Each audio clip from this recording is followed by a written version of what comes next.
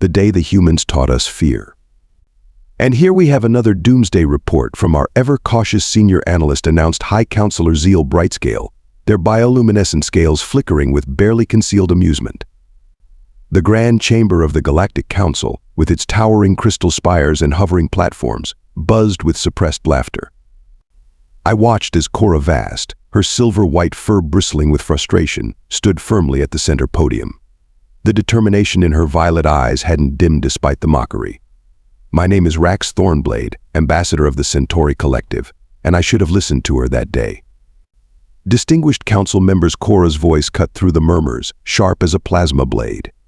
The humans are not just another species for us to dismiss. Their planetary classification alone should give us pause. Deathworld, Category 12. A primitive species that evolved on a hostile rock. How threatening, drawled council member Pax Lunarweave, his crystalline body chiming with derisive tones. Next, you'll tell us their binary cardiovascular system makes them superior warriors. Actually, Cora tapped her data pad, projecting a hologram of human military exercises. Their endurance capabilities are unprecedented. They continue fighting long after our soldiers would require rest.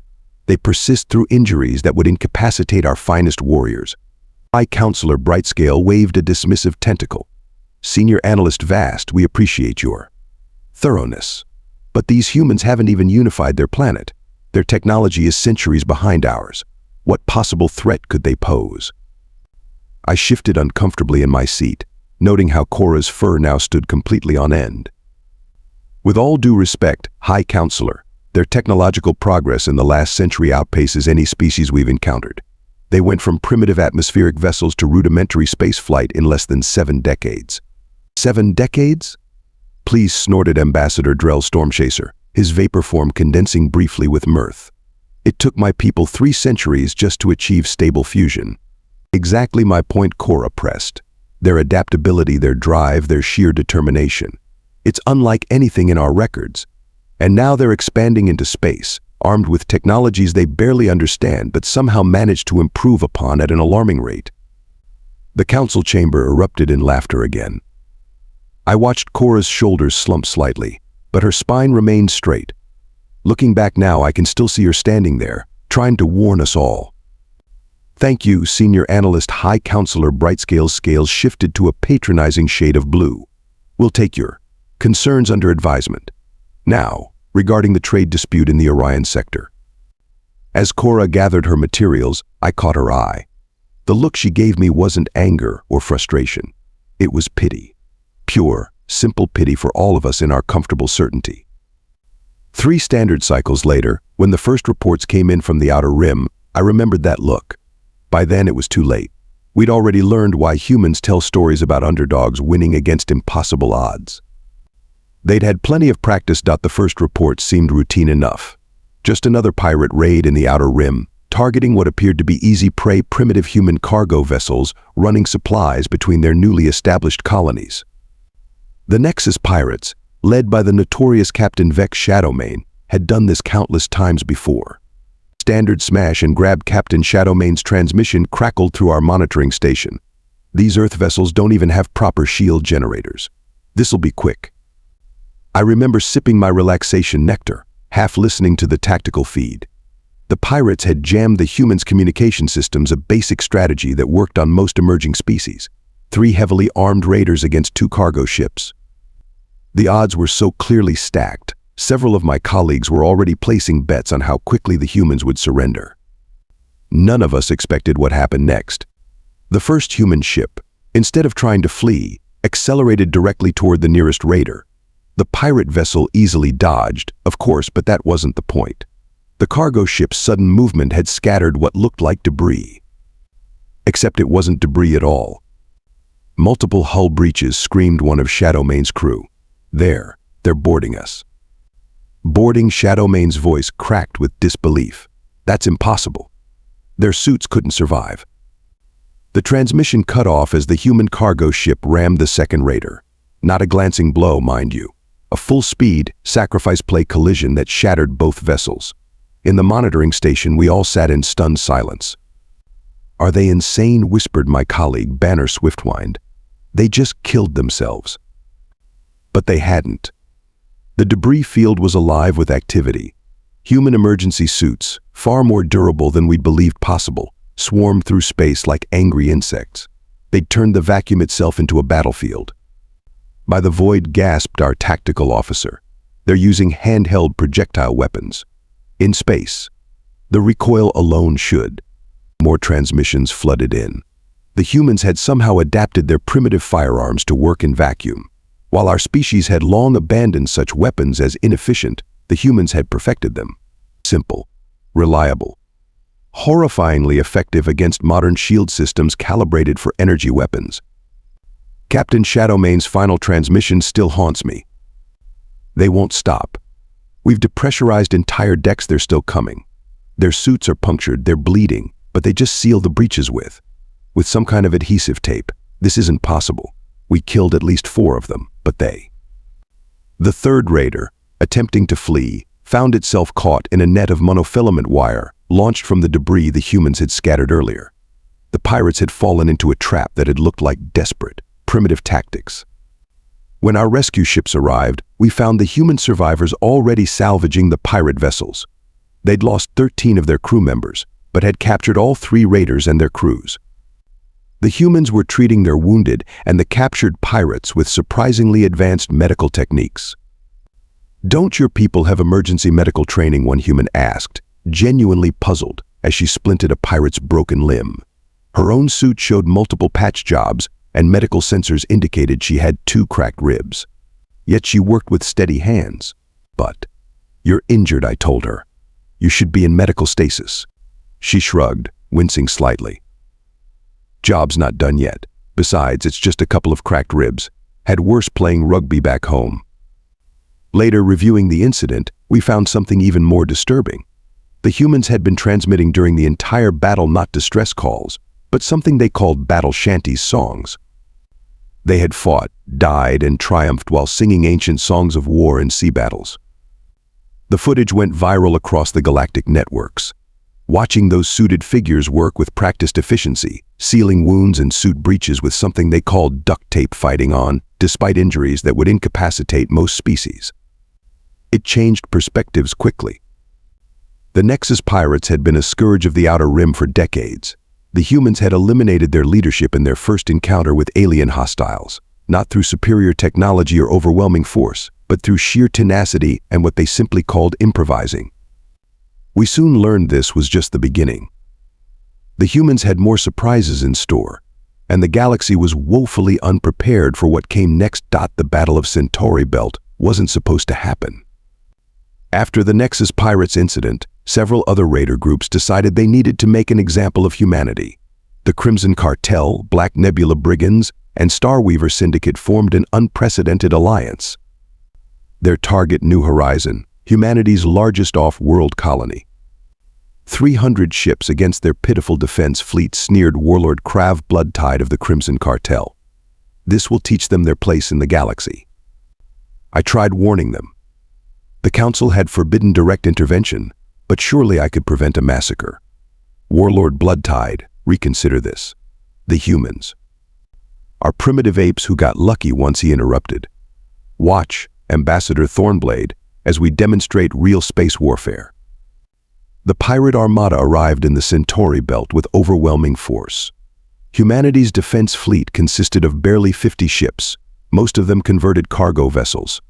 The pirates deployed in a classic pincer formation, ready to sweep through the asteroid belt where the humans waited. That's when things went wrong. Terribly wrong. First, the pirates' sensor networks went dark. Not jammed complete sensor blindness.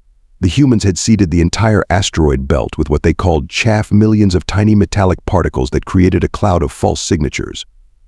In the confusion, the pirate fleet split up, trying to maintain formation while flying blind.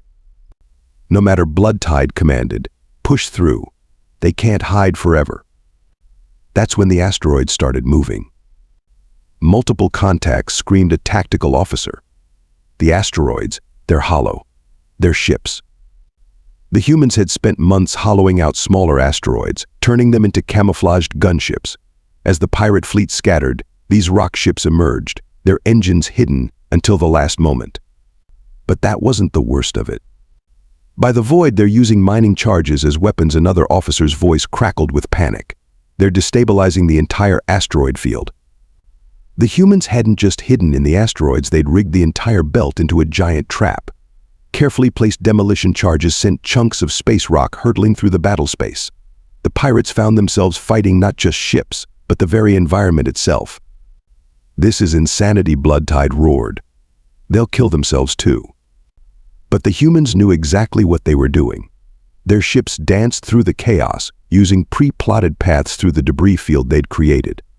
They called it the bowling alley maneuver, a reference I didn't understand until much later. Then came the boarding actions. Hundreds of small, stealthy craft emerged from behind the larger rock ships. The humans called them Thunder Wasps, single-pilot vessels barely larger than a spacesuit, carrying one soldier and a lot of explosives. "They're ramming our ships." The panic in the pirate communications was palpable now. "Security teams to all airlocks." "They're cutting through." "No, wait, they're not cutting. They're using some kind of thermal paste to melt through the hulls." Thermite. The humans were using simple chemical reactions to breach advanced warships. While the pirates had expected energy cutters or plasma torches, the humans went with something that couldn't be stopped by energy shields. The battle lasted 6 hours. The pirates lost half their fleet in the first 2. By hour 4, the remainder were in full retreat, but the humans hadn't finished. They'd positioned their converted cargo ships at strategic exit points from the asteroid field. Not to fight, they were massive electromagnetic pulse generators. 20% power to engines, reported a fleeing pirate captain. "Controls barely responding. They've cooked our systems." The humans called it Operation Catch and Release. They disabled the retreating ships, but left them enough power to limp home after stripping them of weapons and valuable technology, of course. A message to the galaxy: not only could humanity defeat you, but they might let you live to spread the word. When the dust settled, we counted the losses. The pirates had lost 147 ships destroyed, another 83 captured or stripped. Humanity's losses: 12 ships, 29 Thunder Wasps, and 115 personnel. Acceptable casualties, the human admiral said during the after-action report.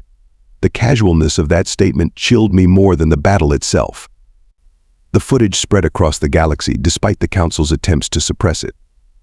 Everyone saw how humanity turned simple mining tools and basic chemistry into weapons of war, how they transformed an entire asteroid belt into a massive defense system, how they survived in conditions that should have killed them. But what truly terrified the galaxy's military strategists wasn't the human victory, it was the evidence that they'd been preparing this trap for months. While the Council dismissed them as primitives, they'd been quietly studying, planning, and building. "Always have a backup plan for your backup plan," a human commander told me later. "And if you have to fight, pick the battlefield, stack the deck, and bring a lot of duct tape." The pirate alliance fractured within days of the battle. No one wanted to risk becoming humanity's next object lesson. In the Galactic Council, Cora Vast's warnings suddenly didn't seem so laughable. But we still didn't understand.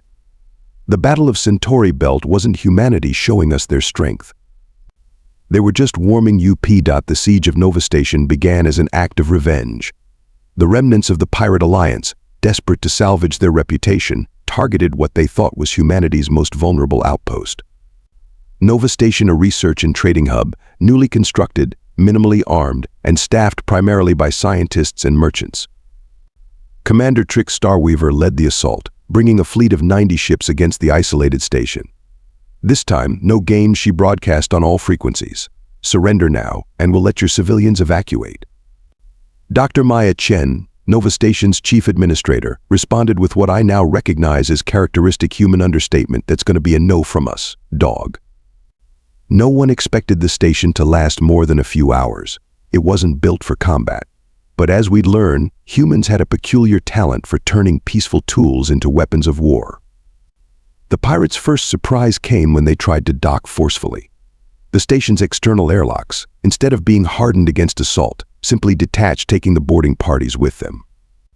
The humans had apparently designed their airlocks to be ejectable. "They're throwing their own airlocks at us," a pirate captain's bewildered report came in. "Who designs a station that can throw its airlocks?" The answer, of course, was humans. They'd also rigged the station's waste disposal systems to spray liquid nitrogen, instantly freezing any ship that got too close. 3 pirate vessels learned this lesson the hard way, their hulls cracking under the sudden temperature change. But Commander Starweaver was clever. She positioned her fleet beyond the station's defensive range and settled in for a siege. With no supply ships able to reach Nova Station, it would only be a matter of time before they ran out of resources. That's when Nova Station's greenhouse modules began to move. The pirates watched in disbelief as entire sections of the station detached and rearranged themselves, turning the agricultural pods into a makeshift shield wall. The humans had designed their station to be modular not for combat, they claimed later, but for easy renovations. They're burning hydroponic fertilizer as rocket fuel, reported a pirate sensor operator, their voice thick with disbelief. That shouldn't work. But it did work. The humans had calculated the exact chemical combinations needed to turn their farming supplies into improvised propellant.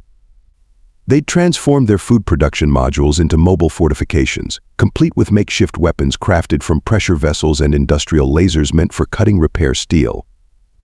Day after day, the siege continued. The pirates waited for signs of surrender. Instead, they got a steady stream of human music broadcast on all frequencies, something called Stayin' Alive, played on endless repeat, punctuated by occasional dad jokes from the station's crew. "Hey Commander Starweaver," Dr. Chen would broadcast daily.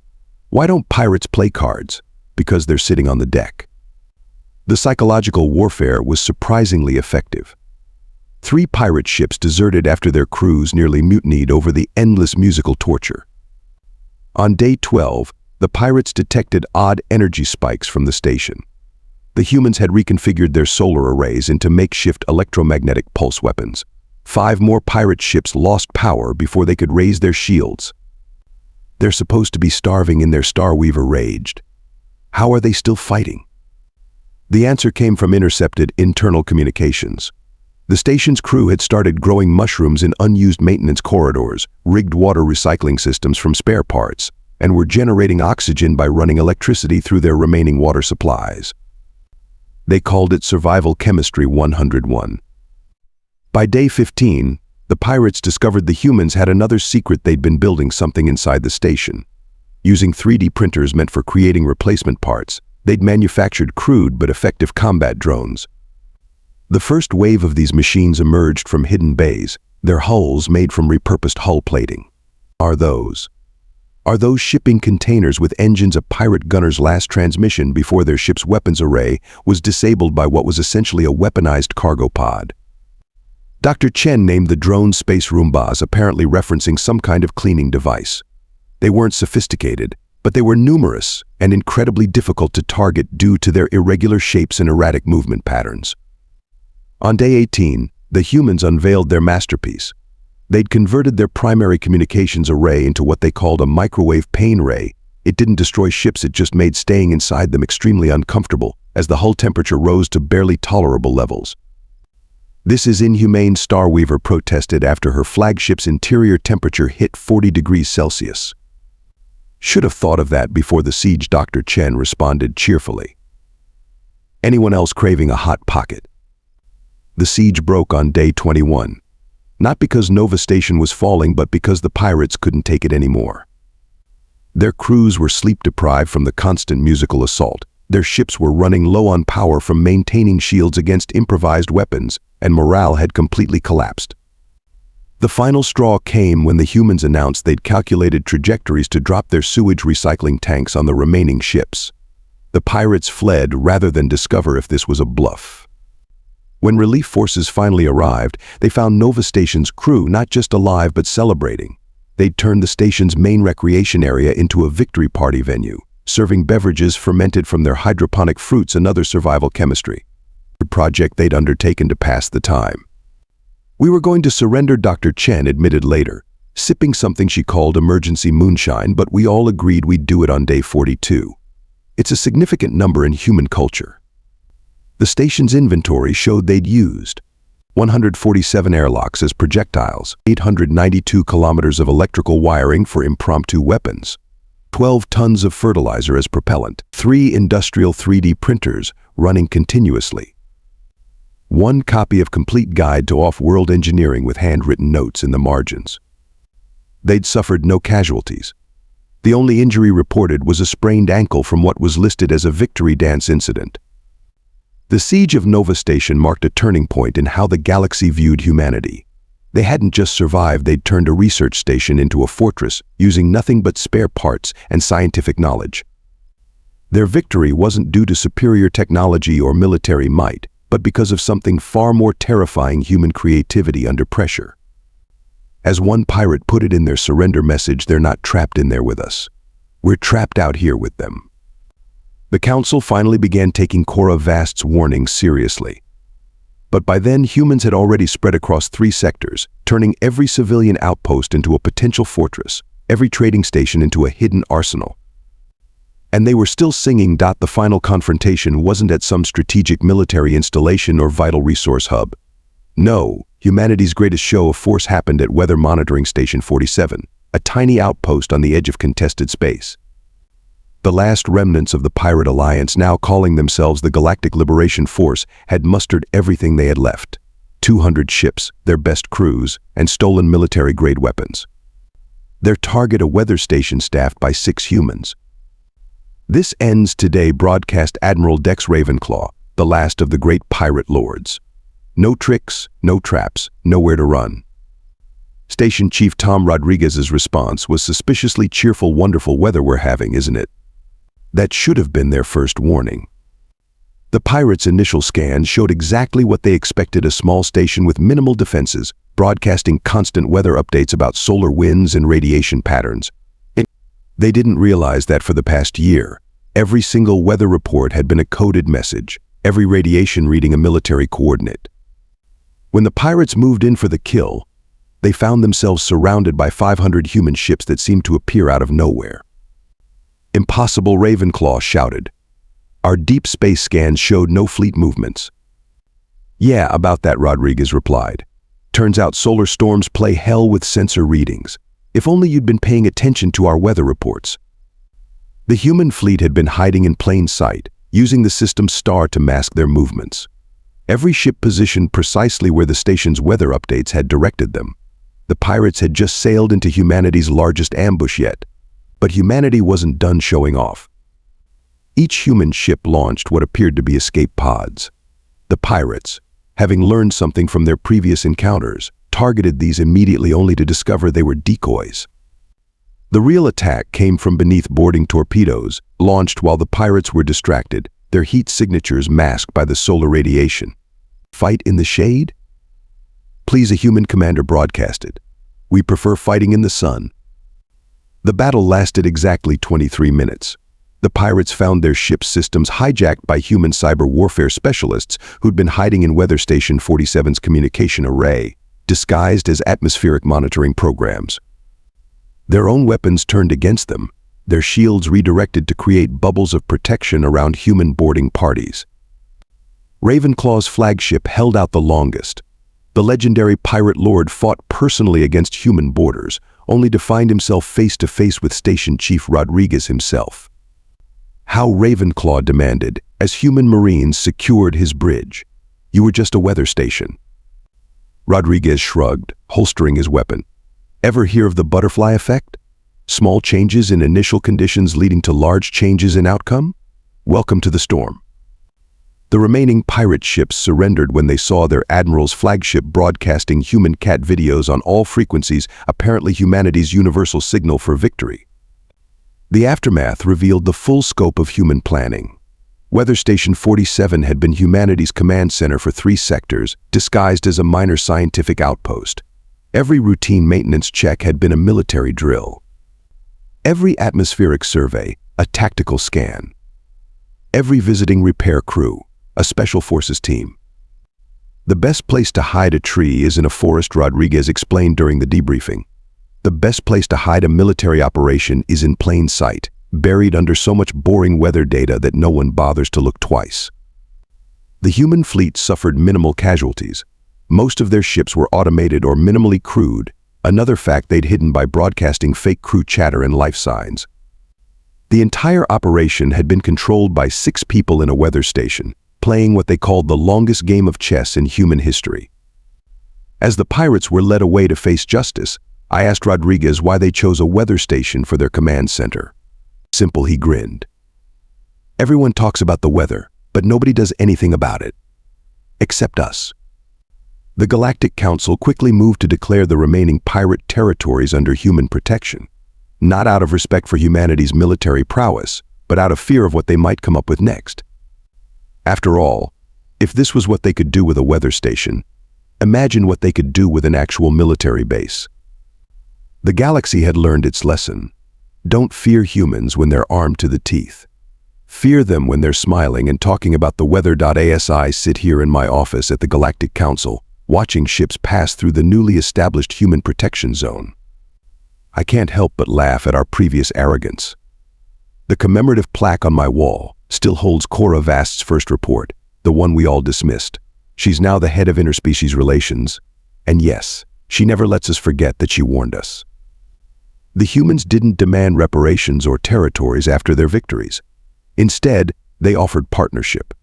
Their only condition: a galaxy-wide ban on attacking civilian installations because, as they put it, we don't want to keep proving why that's a bad idea. These days, pirates and raiders give human space such a wide berth that maps show it as "Here be dragons," apparently an old human navigation warning that fits perfectly. The most fascinating change: other species are now sending their military officers to train at human facilities, not to learn about advanced weapons or tactics, but to study human resourcefulness. The first lesson, I'm told, involves a roll of duct tape and the instruction now: fix everything. Yesterday, I overheard two human ambassadors discussing plans for a new deep space research station. They were arguing whether to install traditional defenses or just get creative with the coffee makers. I immediately approved additional funding for our crisis response teams. Because that's the lesson we learned: humans don't need weapons to be dangerous. They just need coffee, duct tape, and what they call a hold my beer moment. May the void help anyone who gives them that moment.